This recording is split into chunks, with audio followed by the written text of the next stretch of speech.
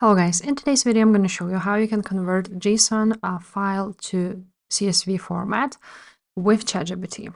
So first of all, I'm just going to go ahead and write down some type of question that ChatGPT would generate me an answer, and I would have some type of data.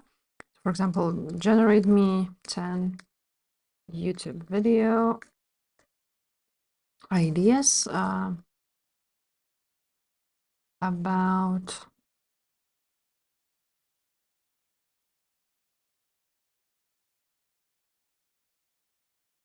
cryptocurrencies, for example. And now it will generate me a data.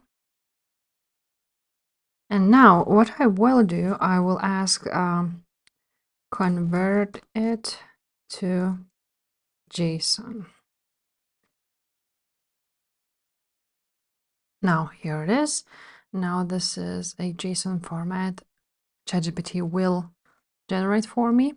And now once it is done, I'm just gonna go ahead and copy the code, enter it here, and I'm just gonna write down, please convert this JSON format to CSV format.